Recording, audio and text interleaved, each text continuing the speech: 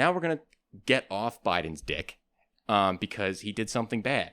Or at least his administration is leaning towards recommending doing something bad. And this scares me. All right. So a report came out from Biden's National Infrastructure Advisory Council. I don't have the guy's name who runs the council. Unfortunately, I forgot. But he is an ex-Wall Street investor. That's what he did.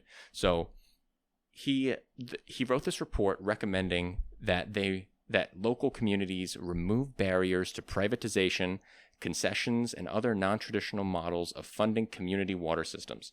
So this advisory board is recommending that Biden makes it easier to privatize our water systems.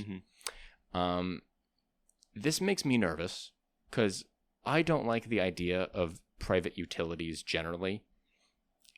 We talked a lot on the show about rent-seeking behavior, and this is a very, very serious rent-seeking behavior where, like, once you build out all the infrastructure, you're just continually siphoning money out of people's pockets for the water, right? Yeah.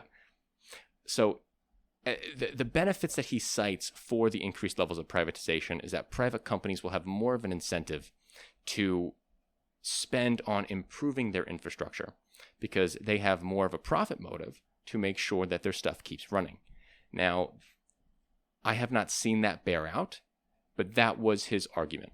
Okay, so now we had a response from a public water campaign director. Her name is Mary Grant. So Mary Grant, the private director of the Food and Water Watch public campaign director, okay, this is coming from the opposition to this advice. So she says that privately owned water systems charge 59% more than local government systems, and private ownership is the single largest factor associated with higher water bills.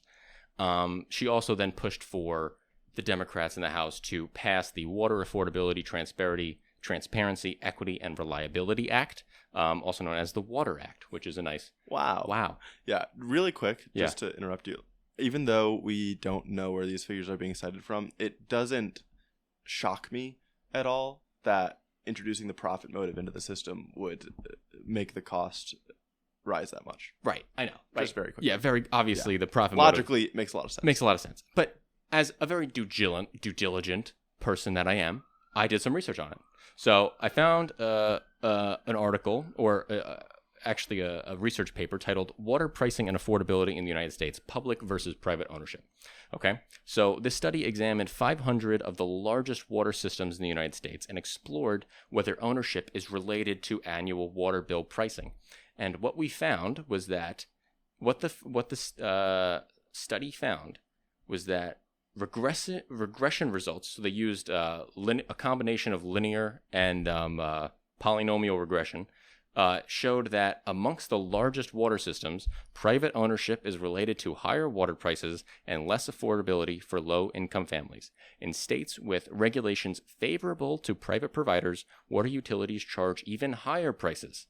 Yes, and they found statistically significant evidence that private sectors and favorable private regulations were doubling, tripling, quadrupling, similar to that number that she was citing.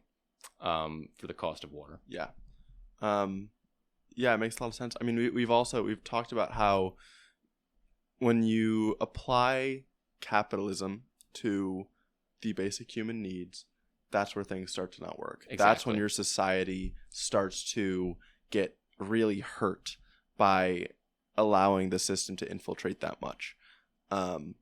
So it doesn't really shock me at all that it's the case with water as well. I'm just disappointed that someone that Biden appointed is suggesting this. You know what I mean? It's unfortunate. Now, I hope there's people in the room with Biden that are going to be pushing back against this. But I think this is somewhat of an example of Biden's moderate past, kind of informing who we appoint sometimes. Sure. And I think people wonder what's the difference between a Biden and Bernie administration. What would have been the difference, right? This would have. I think this would have. Yeah. Maybe Biden doesn't push on this. He might not even talk about this. He might not push anything about this. But this guy would not be in the room if Bernie was there. Sure. You know what I mean? Sure. Well, I'm wondering, like, what is the reason, like, this can add to the GDP?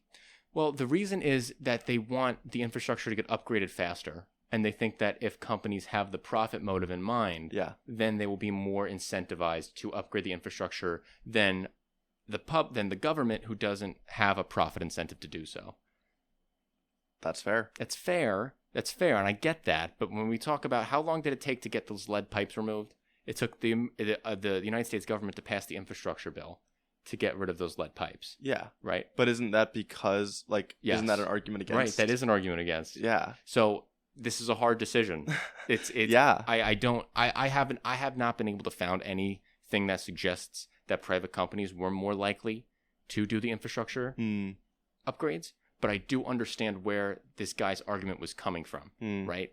Yeah, well, I wonder maybe private companies would upgrade infrastructure faster, but also everyone has to use water anyways. Right. And are they really going to be monitoring how they get the water and what exactly the quality of the water is to such a specific degree if they're already going to get their money, their water use? Probably not. No, right?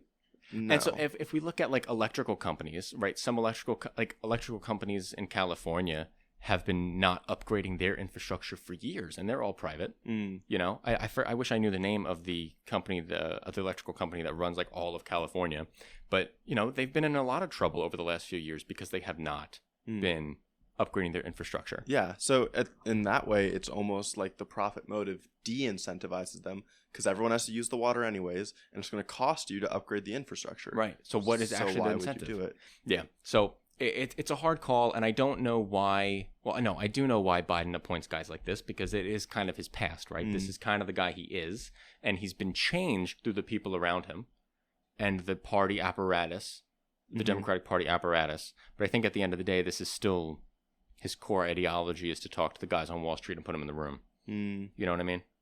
I suppose. I mean, I don't know. I'm okay with having them in the room. Yeah, as long as he doesn't listen to them. Yeah, I mean, again, you can listen to them. Part of this show is we want to listen to the different ideas, right? And because I think that's the only way. Because they're pointing out that the infrastructure is aging and damaged, and it needs to be fixed. So let's take that into account. Maybe privatization isn't the way to do it, but maybe we can innovate some other ways to do it. Yeah, I think that's fair. Yeah, I think it's fair. It's going to be an interesting ride to see. There's been privatization of water in the one that comes to my mind in Chile, and there was massive public revolt against the privatization of water there. I don't think the U.S. citizenry is very in tune with their ownership of their water, so I don't think it would be the same. But there's something going on interesting in Maine now that I wish I put on the sheet, but I didn't. And Maine is actually voting to make the first public utility for electricity across the state, I think they're going to be voting on the first one in the United States, which I think is really exciting. Interesting. Yeah. Yes. Okay. So let's see. I'm going to pull this up real quick. All right. So we have the campaign, which goes by the name Our Power, is trying to rally Maine voters to support a ballot question that would initiate a state takeover of Maine's 2 investor-owned electric utilities. Cool. So on top of the Biden administration having an advisory board suggesting the privatization of water, we have the people of Maine going to the polls in November to vote on whether or not to nationalize their electricity grid, which I think would be a really great step at reducing costs for consumers and putting power back in the hands of the people. So I agree. Yeah, it's a super cool. It's so cool that is getting on the ballot. Yeah. Right? That's such a massive, that's how people and the progressive movement is going to get what they want. It's not going to be through the representative elections because there's too much money that goes into them. There's too much noise, right? Yes. There's too much cultural blah, blah, blah that goes into all these elections. We got to just look past all the Democrat stuff. We got to look past all the Republican stuff, and you want to just focus in on the issue itself. Yes. What do you actually want to happen in this particular specific case? And this is how Donald Trump wins Florida by 3.5 to 4 points in 2020, but they pass a statewide $15 minimum wage. That's how that both happens at the same time. Yeah. It seems impossible, but it's more likely than you think. Because politics have become identity so much more than just about the issues, people don't even really know what issues their politicians are representing anymore. And that's exactly what I was talking about with the WIC thing, right? Yeah. You don't know which side people are on the WIC issue because it's not things getting focused on. Mm-hmm. And it's a shame because I wish that's where our conversation was at. Yeah, well, it's frustrating too because even like I'm even thinking of people watching this show, right? People are only watching this show if they already know what the sides are. Yeah. So like anyone in the media, you can't really reach people to inform them what the sides are. Or maybe you can. Maybe I'm wrong and the media is just covering the political game so much that the issues get lost. And so maybe we can have some kind of effect.